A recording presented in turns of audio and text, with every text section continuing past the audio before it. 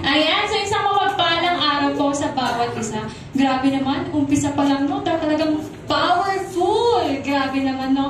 Para kay Lord talaga tayo ay nagiging malakas talaga yung strength natin, no? Nagiging mas masigasig tayo, no? Na maglingkod para sa Lord. Lalo na sa araw na to, no? So tulad nga po ng nabanggit kanina na Monday to Saturday, atin naman na. Ibigay na natin sa Lord yung araw na ito. Amen?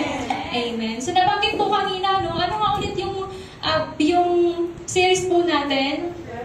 Amen. Amen. So far naman po, meron naman po tayong natututunan, nalalaman. Amen. So, ang dami pong revelation po, no, na talagang nire-reveal sa atin ng Lord, no, sa pamamagitan ng series natin na ito, no. No, kaya pala nangyayari to kasi may pinanggalingan. So hindi pwedeng walang pinanggalingan. So meron talagang pinanggalingan kaya may curse. No, kaya mahalaga yung personal, yung tulad po kanong sinabi kanina ni Sister Ellen, no, na yung personal na devotion, yung prayer natin, yung pag-attend sa mga gawain, kasi doon natin mas nalalaman at nakikilala ang Diyos at meron talagang sagot sa ating mga katanungan, no? Amen. So, ayan, sige po, wag na po nating patagalin. Mag-umpisa po tayo sa ating title. So, trust in God alone. So, kanino po tayo magtitiwala? In God. Amen. So sabi po dito sa Jeremiah 17:5, sinasabi ni Yahweh, susumpain ko ang sino mang tumatalikod sa akin at nagtitiwala sa kanyang kapwa-tao, sa lakas ng mga taong may hangganan ang buhay. Amen. So thank you po sa pagkabasa ng kanyang salita. Sabi po dito, no, sa chapter na ito, kinokondena ni Jeremiah ang mga taong umaasa sa lakas at karunungan sa kapwa-tao lamang. So, kanino po dapat tayo manangan or kanino po dapat tayo umasa sa ating lakas? Kay Yahweh. Amen. So, lalo na kapag ito ay humahantong sa pagkatalikod sa Diyos. No, kapag hindi naman talaga natin siya sinusunod or meron po talaga tayong tinitingnan, inaasahan na iba, nalilig yun sa pagtalikod natin sa Diyos. So, do we all agree na dahil sa pagtitiwala natin sa tao, karunungan, resources, magre-result iyon ng pagkatalikod sa Diyos? Amen. Opo. Kasi po nawawala po siya sa picture na imbes siya yung una, meron pang mas humigit sa kanya na dapat siya lang ang ating sambahin, na dapat sa kanya lang tayo magtiwala at umasa. Amen. Amen. So, sabi po dito, nawawala na yung confident mo sa Diyos kasi yung confident mo nasa tao na, nasa karunungan mo, sa talino mo, akala mo sobrang talino mo na, no, nasa resources mo na hindi mo alam na lahat ng yun, ibinigay naman ng Lord. Lahat ng yun ay biyaya ng Lord sa'yo na dapat mong gamitin para sa kaluwalhatian niya, hindi para sa sarili mo lamang. Amen. Lagi nga natin naririnig kay Pastor Dean na kung sino yung inuuna mo, sa yung Diyos mo. Kung sino yung mas nauna sa Lord, sa yung sinasamba mo. Amen. So, balik po tayo sa verse po natin. Ano po yung mapapansin po natin dito sa verse po natin? No? Una pa lamang sabi niya, susumpain ko ang sino mang tumatalikod sa akin. Grabe naman, ang bigat naman nun. No? Una pa lang, sumpa na agad ang bigat, no? Nagsisimula ang verse na ito sa isang declaration ng sumpa sa mga taong naglalagay ng kanilang sukdulang pagtitiwala at pag-asa sa mga tao kaysa sa Diyos. So don't get me wrong, no? Meron naman talaga tayong pagtitiwala sa tao, no? Amen. Kasi nga, paano mag-work yung relationship nyo, yung kaibigan mo, ng asawa mo, ng kapamilya mo, kung walang pagtitiwala. No? Ang sabi po dito, yung sukdulang pagtitiwala sa tao. Na kanino pa ba dapat tayo sukdulang magtiwala? Amen. Sa Diyos po, dapat po tayong, siya talaga yung pinakaunang pagkakatiwalaan natin. Kasi tao lang yan eh. May limitasyon yan. No, may limitasyon ang bawat tao. Unlike si Lord na siya is in control sa ating lahat. Amen. So, sabi po dito na ito ay maaaring tumukoy sa pagtitiwala niya sa karunungan, sa kapangyarihan, ay sa pride, sa kayamanan ng tao, na higit sa patnubay at provision ng Diyos. So, sabi po dito, ayan, so, sa pangalawa po dito, nagtitiwala sa kanyang kapwa-tao. Ito naman ay nagbibigay din sa pag-asa sa mga kakayahan at yaman ng tao sa solusyon ng Diyos. Minsan kasi gusto natin ng instant, no? Instant noodles, instant coffee. Gusto natin, kasi kapag nagka-problema, gusto mo agad ang solusyon.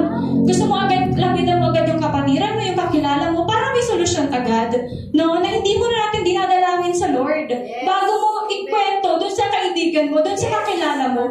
No? Kasi, oo nga naman, kapag lumapit ka doon, mayroong solusyon naman talaga yung kaibigan mo. Pwede kanyang bigyan ng solusyon, band-aid solution lang yun. Hindi yun yung pangmatagalan. No? Kasi minsan, napapagod tayong mag-antay sa Lord, no? Akala natin urgent na yung problema natin, kailangan ng solusyon. Pero hindi naman talaga siya problema, pero yung problema lang natin, no?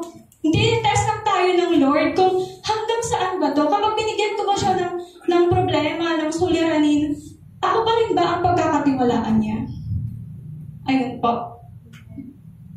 Ayun nga, minsan ayaw natin talaga maganda sa sagot ni Lord kasi minsan naman talaga, last minute naman talaga sumagot ang Lord, no? So sa tagal mo nang pinapanalangin, no? Let's say for example, 1 week mo na siyang pinapanalangin, no? Tapos wala pa rin sagot si Lord. Judith na. Andiyan si Judith, no? Tapos, pang 8 days pa lang sasagutin ng Lord, paano yun bumitaw pa na? Di wala na yung blessings. Wala na yung sagot ng Lord. Kasi pinusolusyonan mo na. Doon po tayo minsan nagkukulang, no? Yung pag-iintay po talaga natin. Kasi aminin po natin, hindi naman po talaga madaling magantay. Pero doon po kasi tayo nagmamatured, doon tayo mas natitiwala sa Lord kung hanggang saan ba tayo magtitiwala sa Lord. Ayan, so one thing din po, no, na may tinuturo din yung Lord sa atin kung bakit tayo pinag-aantay. Amen. So, one thing is for sure, no, kapag ang Diyos ang sumagat, it will be worth it. Hindi lang siya band-aid solution, no, pangmatagalan siya na kasagutan talaga. Amen. So, ang sabi po dito sa last, sa lakas ng mga taong may hangganan ang buhay. Sa ibang verse, sa ibang translation po kasi, ang puso ay humihiwalay sa Panginoon. So, ang verse na ito ay hindi lamang sa mga taong nagtitiwala sa paraan ng tao, kundi sa mga taong puso ay lumalayo sa Diyos. Ito ay nagpapahiwatig ng sadyang pagtanggi o pagpapabaya sa mga utos ng Diyos na humahantong sa espiritual na distansya at pagsuway. So, ayun naman po natin na kapag humiwalay po tayo sa Lord, nagkakaroon talaga ng distance tayo personally sa Lord, yung puso natin, kasi wala naman na tayong time para sa Kanya. Tapos meron ng space na meron nakakapasok na ibang bagay doon sa space na para sa Lord. Amen. So, sabi po dito sa next verse po, sa Psalms 146, 3-5, sa mga panguloy huwag kang maghahawak kahit sa kaninong di makakapagligtas. Kung sila'y mamamatay, balik sa alabok. Kahit anong plano nila ay natatapos. Mapalad ang tao na ang kanyang Diyos na laging katulong ay ang Diyos ni Jacob.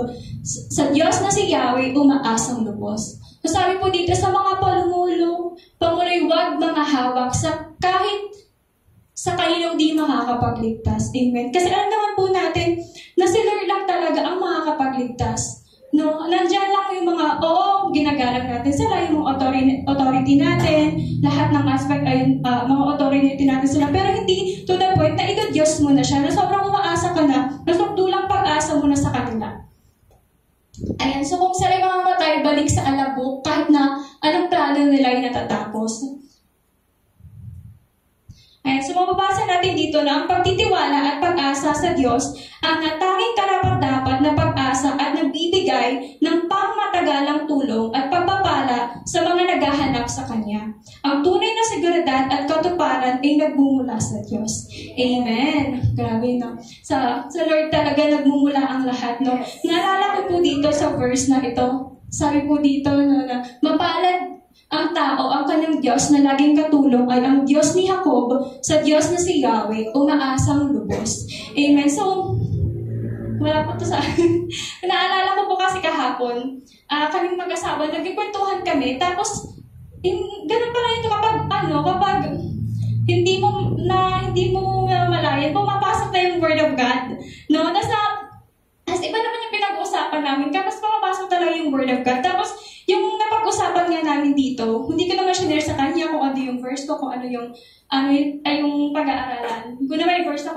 Jacob. Nalala po natin si Jacob.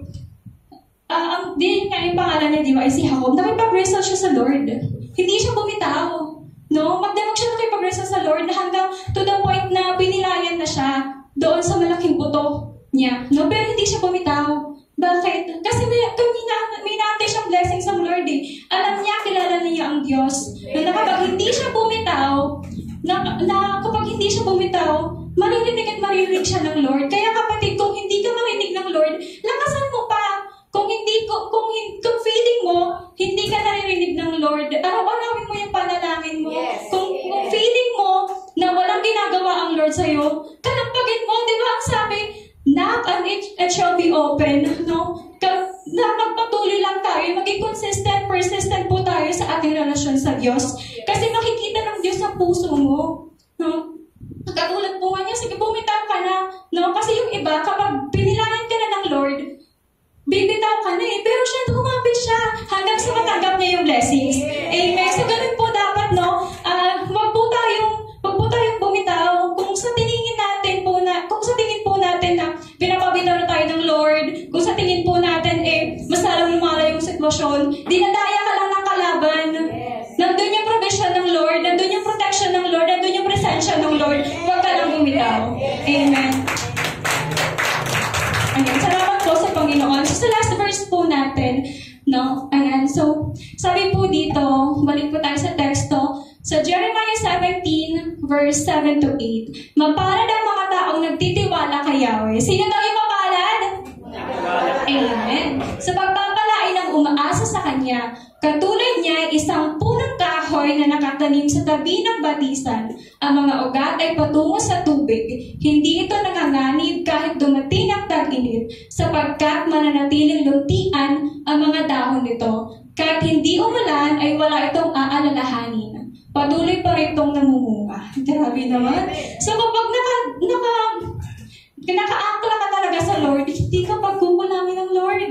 No, yung kanyang protection, kanyang provision, ang kanyang blessings ay talagang dadaloy sa'yo, makikita sa buhay mo. Amen. So, sabi nga dito, yung verse na, ayan po, describes the blessings for those who place their trust in the Lord. Amen. They are compared to trees planted by water source, symbolizing stability, nourishment, and resilience. Ang tunay na titiwala ay hindi natatakot sa kahirapan o kakulangan, ngunit sa halip, sila ay yumayabong at namumunga sa lahat ng pagkakataon dahil sa kanilang matatag na pagtitiwala sa Diyos. Amen. So talagang kapag meron talaga tayong pagtitiwala sa Diyos, makikita yung bunga, makikita yung result, meron talagang makikita sa buhay mo na kakaiba, na meron talagang hindi pa nakikita ng iba, na yun yung makapansin ng mga taong nakapaligid sa'yo. No? Amen na ang ganda ng tubo, no? Ang ganda ng tubo ng ugat na ito kasi patungo sa tubig. Kailanman kahit magtagtuyot man lang, hindi siya maapektuhan. Bakit? Kasi connected siya sa source ng running water yun. Amen. So, ayun po dapat, no? Palagi tayo maging connected sa source. Palagi tayong maging mas magtiwala sa Kanya dahil alam natin na siya lamang ang may magagawa sa lahat. Siya lamang ang may control. Akala lang natin, control natin yung buhay natin. Pero hindi po totoo yun. Ang tunay na may control ay ang Diyos. Siya lamang. Ayun lamang po. Again po, only trust in God alone.